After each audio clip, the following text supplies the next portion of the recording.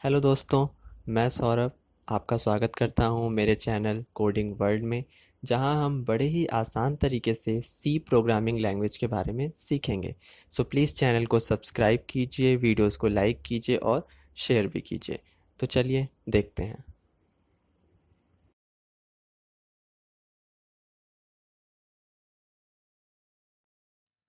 तो आज हम पढ़ेंगे कीवर्ड्स के बारे में। तो आइए देखते हैं। Keywords also called a reserve words. Keywords को रिजर्व वर्ड्स के नाम से भी जाना जाता है।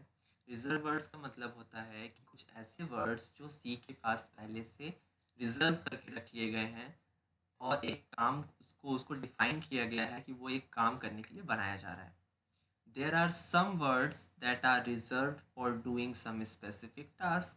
यहाँ पे काफ़ी सारे रिजर्व वर्ड्स हैं जो कि एक काम को करने के लिए पहले से बनाए गए हैं। These words are known as keywords। उन्हें keywords के नाम से जाना जाता है। And they are predefined in C language, और वो सी की लैंग्वेज में पहले से डिफाइन कर दिए गए हैं। They are always written in lower case. उन्हें हमेशा लोअर केस में ही लिखा जाएगा। जैसा कि हमने पिछले वीडियो में देखा था कि जो हमारी प्रोग्रामिंग लैंग्वेज है वो केस सेंसिटिव होने की वजह से हमें सिर्फ और सिर्फ पूरे सोर्स कोड को स्मॉल लेटर में ही लिखना होता है। तो यहाँ पर भी जो हमारे कीवर्ड्स हैं वो भी स्मॉल लेटर में ही लिखे जाएंगे।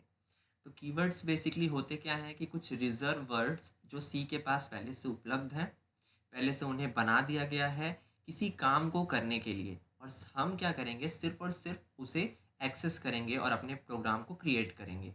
हमें ना ही उसे बदलना है और ना ही एक नया कीवर्ड्स क्रिएट करना है, हमें सिर्फ उन्हें एक्सेस करना है। और हम ऐसा कर भी नहीं सकते। हम सिर्फ उन्हें एक्सेस कर सकते हैं, ना ही क्रिएट कर सकते हैं और ना ही हम उसे बदल सकते हैं। तो उन्हें कीवर्ड्स या रिजर्व वर्ड्स भी बोला जाता है।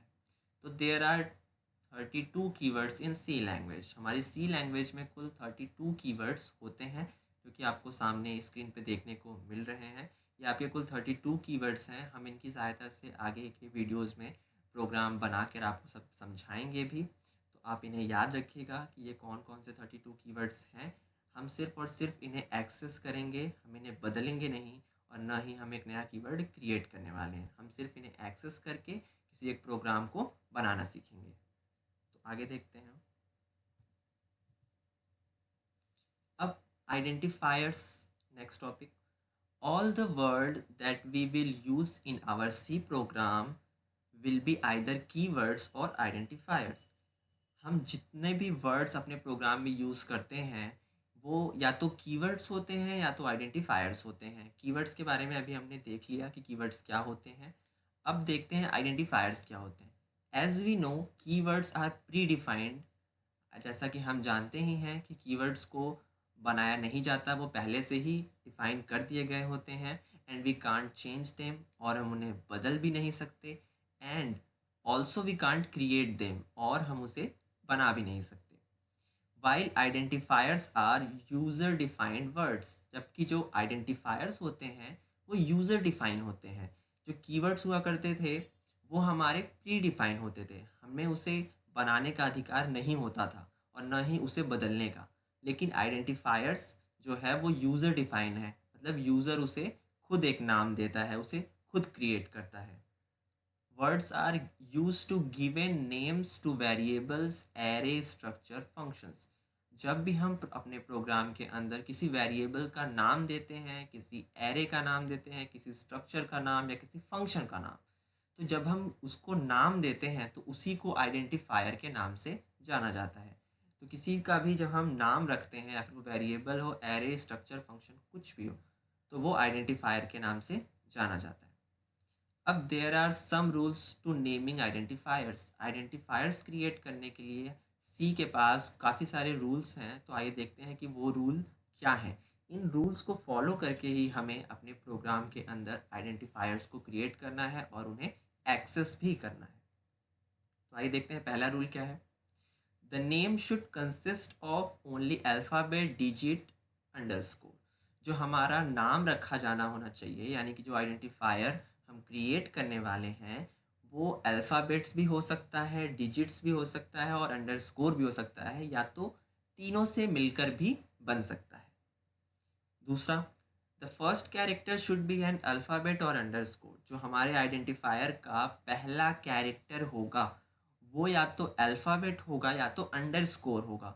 मतलब कि हम नंबर से अपने आइडेंटिफायर को स्टार्ट नहीं कर सकते और हम कोई अदर स्पेशल कैरेक्टर्स भी एक्सेस नहीं कर सकते। हमने जब वो ग्राफिकल कैरेक्टर्स का चार्ट देखा था उसमें से सिर्फ और सिर्फ हम अंडरस्कोर को ही एक्सेस कर सकते हैं आइडेंटिफायर्स के नेम में। बाकी सारी चीज़ें अप्लाई नहीं होंगी यहाँ पर। यहाँ पर आइडेंटिफायर्स को जब हम डिफाइन करेंगे तो सिर्फ अंडरस्कोर ही यूज़ किया जाएगा।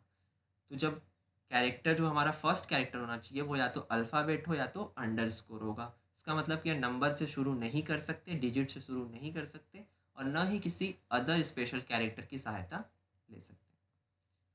तीसरा क्या, the should not be a keyword. जो हमारा आइडेंटिफायर है वो कीवर्ड भी नहीं होना चाहिए। जो हमने कीवर्ड 32 देखे उस नाम का कोई आइडेंटिफायर डिफाइन नहीं होना चाहिए क्योंकि जो आइडेंटिफायर होते हैं वो यूज़र डिफाइन है और जो कीवर्ड्स हैं वो प्री डिफाइन है। तो जब उसका काम पहले से डिफाइन है तो आप दोबारा उसके काम को कैसे डिफाइन कर सकते हैं। इसलिए जो कीवर्ड्स 32 डिफाइन कर दिए गए हैं हम उनको एज अ आइडेंटिफायर यूज़ नहीं कर सकते।